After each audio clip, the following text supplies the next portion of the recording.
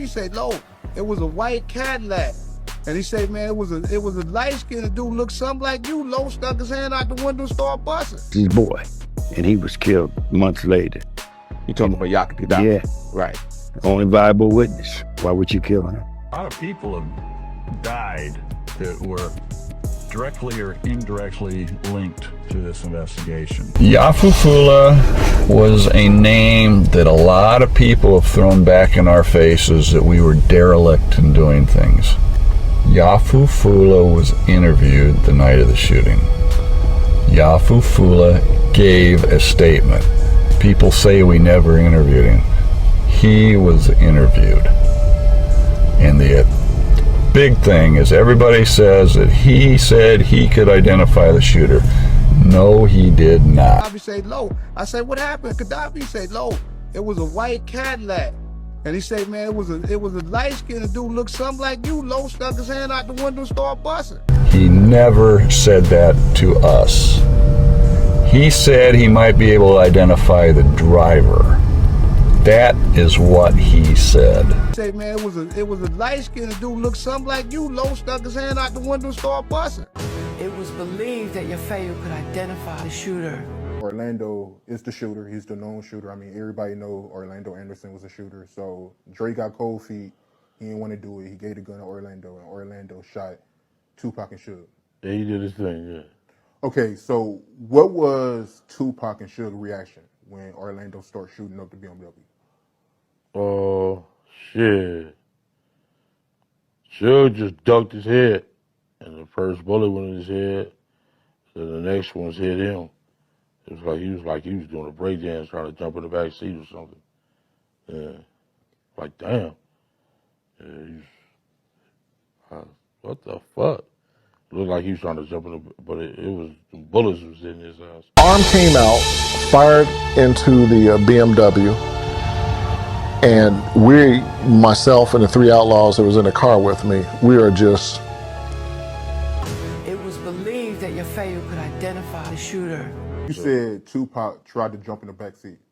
It looked like he was, when y'all start shooting, he was reaching, and it looked like, yeah, he was trying to jump in the back seat or something. He was like breakdancing or some shit.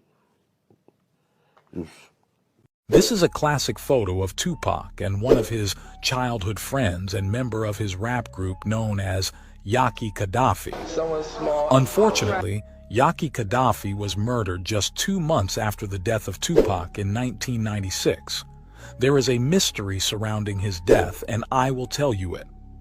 The police report declared that a man named Roddy Beale, who was the cousin of Napoleon, had accidentally shot Gaddafi in the head, and Roddy Beale served 7 years in prison for the murder.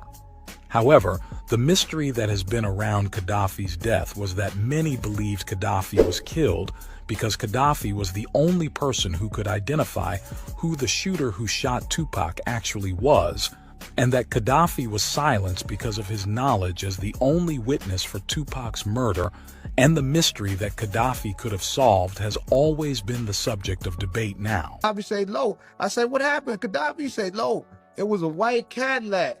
And he said, man, it was a light-skinned dude, looked something like you, low, stuck his hand out the window, started busting. There have always been an aura of misinformation and cover-ups around the story of my son's murder. We tried to re-interview him. The problem was, this is a big country. People go wherever, you know, we don't have tracking devices on them. So we have to depend on people that we know we can get in touch with to try and reach out to them. Malcolm Greenidge said he could identify the shooter. We finally tracked him down to set up a re-interview. And he says, I'm not going to look at any photos because I can't identify him.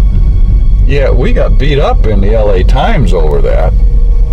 And I'm thinking, okay, put up or shut up, Ace. And, well, but again, Reggie Wright Jr. is the one that brought him to that interview. Somebody asked her something about you, so I wanted to play the interaction and then get your thoughts to it, if that's okay. Cool. Okay. That, do I think Reggie was ordered to kill Yafeu to cover up Tupac's murder?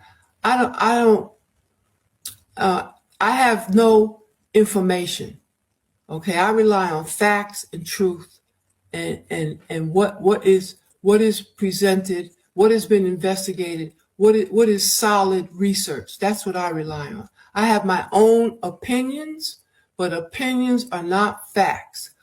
What I can say about Reggie is that he had no right to take my son and the rest of the outlaws the next day to the Las Vegas Police Department to make a statement without contacting me. Reggie had my number, worked with me very closely that last year. He knew how to reach me before he took any of the outlaws. Nothing was done with the outlaws without Tupac's permission or without Tupac's office knowing what was going on. So for Reggie to have taken those boys to the Las Vegas Police Department to make a statement, all right, was an outrage to me. And those are the things that I can speak on.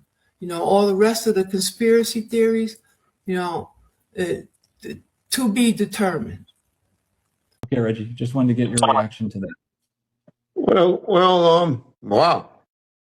I wish me and her would open up conversation before I started verbally making attacks and everything. And because she's so misinformed. I didn't take them down there to speak to the police the next day after Tupac's shooting. Fufula was interviewed the night of the shooting. Fufula gave a statement. Tupac dying. I took them down sometime in February. Well, it wasn't February, but 3 to 4 weeks later, before his death. So it definitely wasn't the next day that I took them down. The attorneys and everybody was still dealing with stuff.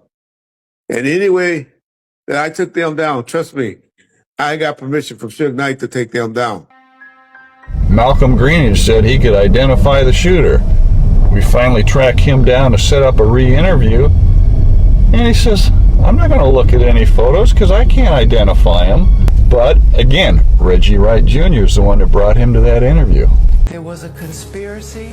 There were lies. Witnesses were being threatened. Tupac had just been murdered 2 months prior.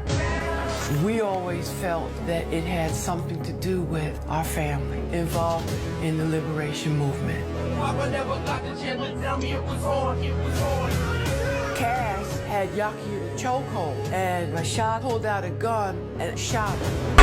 A member of Tupac Shakur's entourage, a witness to the shooting that left the rapper mortally wounded, has himself been on Sunday, is further complicating an investigation already hindered by uncooperative witnesses. Who toured with Tupac Shakur, 19-year-old Yaki Kaddafi, was shot in the head early Sunday morning on the 3rd floor of the housing project where he was visiting his girlfriend. She found him slumped on the hallway floor, said he'd made a joke as he answered the door. He said, yeah, wait for somebody to come to...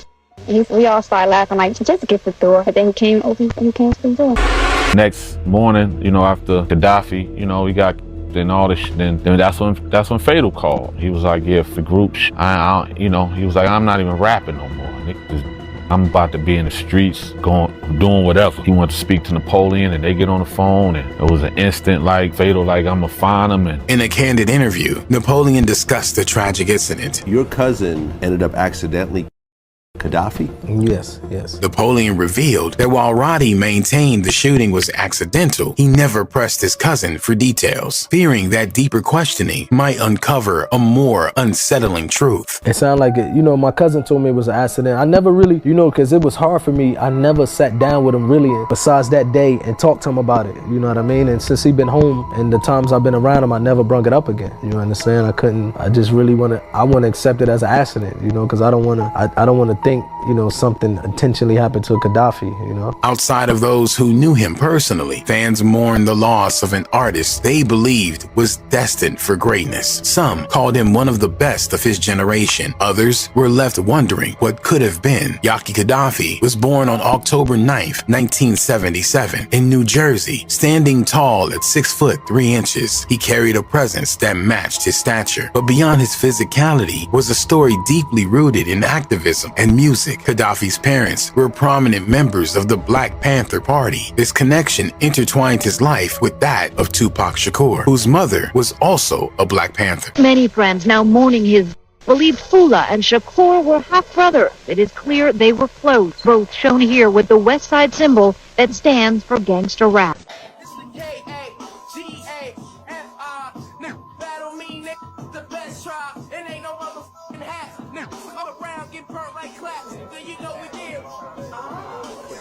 Remember what Malcolm X said? The camera gets you every time. So watch y'all block that shit while y'all performing and shit all in front of the camera. Yeah, I can get jealous when little bro get a little camera time, but we gonna, you know what I mean? We'll keep that on. Yafeo Fula, aka Yaki Kaddafi, was reportedly one of the only willing witnesses who saw Tupac's shooter. Do you think that his death was in any way connected to what he witnessed? And if you could share a little bit more about what you know about what really actually happened to Yafeo. Good question. First of all, Yafeo wasn't the only witness. There was others who saw who shot Tupac. They didn't see his face. They didn't see his face, but they seen the arm. So Yafeo wasn't the only witness. And no, I don't believe that Yafeo's death is related to what happened in Vegas. The only way that that could be possible is that there's a mass conspiracy to link Yafeo's death to what happened with Tupac. I'm not that smart enough or that deep enough to even know how that can play out.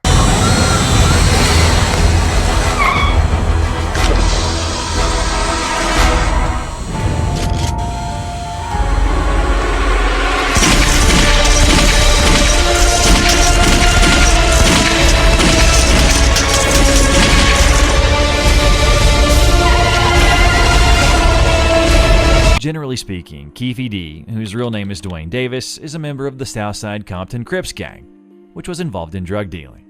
In the early 90s, he got to know a gangster called Eric Von Zip Martin, who was from the East Coast. People in his circle just called him Zip. Actually, it was Zip himself who introduced him to Sean Puffy Combs. Zip and Puffy were very close friends at that time. For Keefe D, Puffy was just a regular guy who was just starting out with his business. However, nowadays he hates him and genuinely regrets ever meeting the guy he calls a bastard. After meeting for the first time, Puffy and Keefe D reconnected with one another after a couple of months regarding renting a car for the artist Usher for the music video Can You Get With It. Puff paid Keefe $2,400 for the car. In the summer of '95, Zip came through the neighborhood and invited Keefe D to a party hosted by Puff, calling it the Beat Summer Jam. Suge Knight was at the party, and according to Keefe's opinion, Suge was already jealous of Puffy because of how well things were going for him at the time. Suge asked him where he knows them from, and he said, just like everyone else, from drug dealing. After that, the most epic Source Awards event took place, where Suge said, "Any artist out there want to be an artist and want to stay a star, don't want to have to worry about the executive producer trying to be all in the videos, all on the record, dancing, come to Death Row." These words completely destroyed the friendly relationship between Bad Boy Records and Death Row Records. However, the most intense shit happened on the 23rd of September 1995 at a party in Atlanta between the two enemy labels. Suge Knight confronted Puff Daddy and used physical power against him. Keith Murray said that Puff received a powerful slap from Suge. And then Suge was like, "Yo, you all right?" And Puffy was there. Then all of a sudden I saw Suge. Pow! Smack the dog shit out of Puffy. And here is Reggie Wright Jr. saying that it wasn't that dramatic. He did grab him by his collar and was blaming Puffy that night. And anyway, this fight led to the murder of Suge Knight's close friend, Big Jake. So I want to backtrack. You said that you was on top of the world until you met Puffy. What you mean by that? Man, shit, I was getting 300 kilos a month, man, balling, man. Didn't nobody know about me. My shit was smooth, dude. My shit was laid out smooth, man. I met your motherfucking ass, and all the heat and thunder coming around with your motherfucking ass, man. Brother love, come show some love. That's all I can fucking say. Show some love, brother love. You know, shit. Brother, I be seeing you doing your little pretty dance and all that, man. Show some love, homie. Come on, man. Don't be like that, brother love. I was on top of the world till I met your motherfucking ass, dude.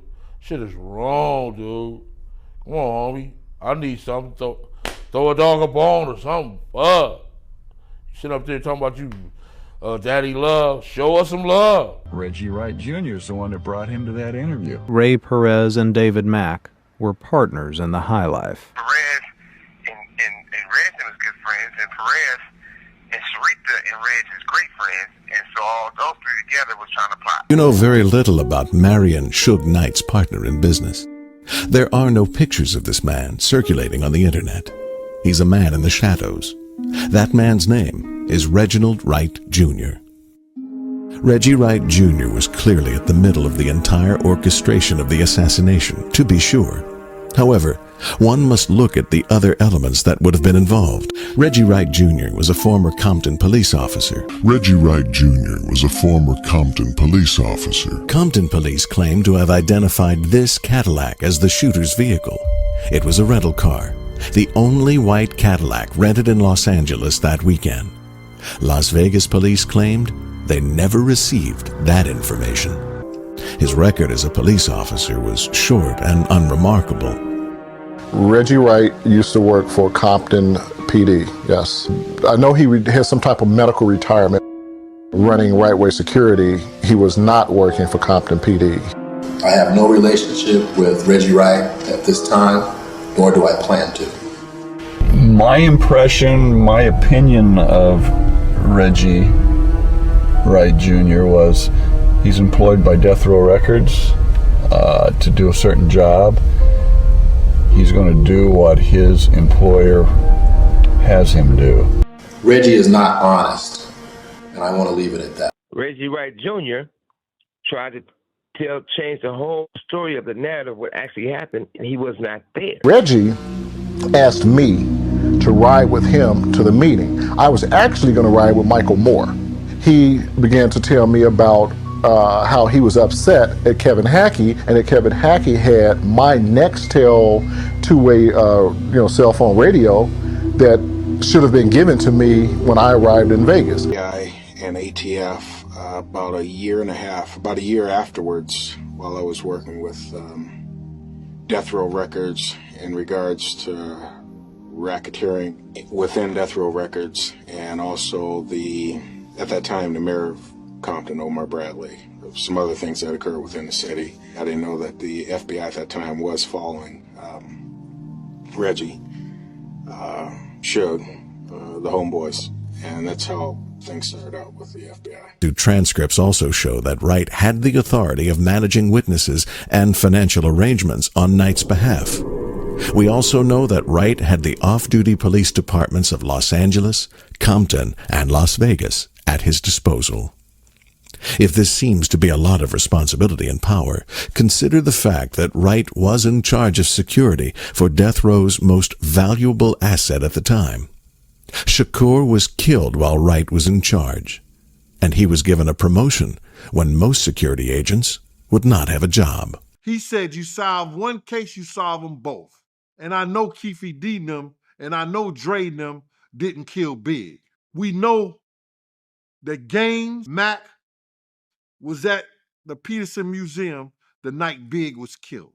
We know the LAPD has something to do with the notorious Biggs murder, because they would not have put those evidence, those pictures, in a sealed court documents. In a sealed case file. They sealed them for 50 years. We know that's because they know some of their people had something to do with the notorious Big death. So if you solve one, you solve them both. That came from one of the eyewitnesses. Suge Knight said, you solve one case, you solve them both. Is Orlando Anderson a patsy? He can't tell us. He was killed 2 years later. Believed Reggie Wright Jr. was involved in the killing of Orlando Anderson. He said Reggie Wright Jr.'s champagne-colored Chevy Blazer was a perfect match, fitting the description of the suspect vehicle described by more than one witness who made statements concerning the killing of Orlando Anderson. He also confirmed the presence of Kevin Gaines, David Mack, and Rafael Perez as special guests regulars of Suge Knight's private parties thrown for his inner circle. Both Reggie Wright Jr. and Suge Knight were and are very familiar with these men. Kevin Hackie was later identified as a confidential informant for the FBI. Yeah. And then Perez and them was all involved. They were trying to kill me too. Rafael Perez, on the force he liked to be called Ray, was a former partner of David Mack's. They had been involved in an officer-involved shooting in which Perez had claimed Mack had saved his life. And that's when the name of Ray Perez and David Mack was connected, that they were good friends. We are looking for a suspect vehicle which was described as a white or off-white Cadillac, newer model Cadillac. Right now it appears that the gunshots were fired from the suspect vehicle only, again, which is described as a white or light-colored newer Cadillac. Compton police claim to have identified this Cadillac as the shooter's vehicle. It was a rental car, the only white Cadillac rented in Los Angeles that weekend. Las Vegas police claimed they never received that information. Keep in mind, where the actual shooting happened isn't as full of pedestrian traffic as it would be out on the strip. The shooting happened off the strip. A lot of people think it was right on the main drag, and it wasn't. And you don't have the foot traffic where this happened that you do where people cruise. Fired into the BMW, and myself and the three outlaws that was in the car with me, we are just in awe. Gaddafi said, "Low." I said, "What happened?" Gaddafi said, "Low, it was a white Cadillac." And he said, "Man, it was a light-skinned dude, looked something like you." Low stuck his hand out the window, started busting. It was believed that Yafeu could identify the shooter. I was watching Action the other day, and they said that you guys are involved in a cover-up about Tupac. Involved in a cover-up? Who is you guys? Who are you guys? Who is you guys? Huh? Who is you guys? It's like you and Suge Knight. I'm not with Death Row Records no more. I'm on No Limit Records. I ended my term with Death Row Records in 1996. Right. And those statements that you hearing are untrue. You know what I'm saying? Right. You don't know what happened to this brother. Don't know what happened. Ain't trying to find out what happened. Ain't inquiring. Don't know and don't want to. Don't want to know. I just didn't like. Because it's dangerous to say you're inquiring because then someone will go after you, right? No, I ain't worrying about that. Gaddafi's situation still has us wondering till this day. He clearly told someone it was a light-skinned person with their arm out the window and shooting. A key part of the video to me is Reggie telling Frank he was mad at Hackie because he was supposed to give Frank a walkie-talkie and didn't. I don't know if that's just Reggie changing the narrative again, but Hackie was an FBI informant. One thing about PAC family, they always hinted, they think it could have been some government involvement. If you wonder why I have a deep dive on PAC family and history on the channel, trust me, you'll understand why they would think that, but back to the video at hand.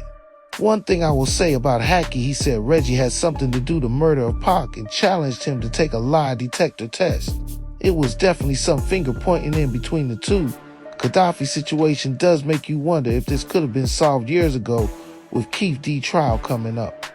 And with Duane Keefe D Davis facing prosecution in Las Vegas, the spotlight has inevitably shifted back to the glaring institutional blind spots, missed interviews, and conflicting narratives that define the investigation from day one. To understand why PAC family and close associates have historically leaned toward theories involving higher level or structural complicity, you have to look at the web of federal informants, security personnel, and local law enforcement operating around death row records during that era. When key eyewitnesses like Gaddafi are silenced just months later, the official timeline leaves too many loose ends. And that is exactly why these questions refuse to go away. It also leaves Suge Knight as essentially the last living witness from inside that BMW who was sitting right there in the driver's seat when the bullets flew. Even sitting in a prison cell today. Suge's refusal over the years to ever fully cooperate or testify on the record leaves one of the biggest pieces of the puzzle locked away with him, showing how the truth was buried under bad blood, secret informants, and decades of misdirection.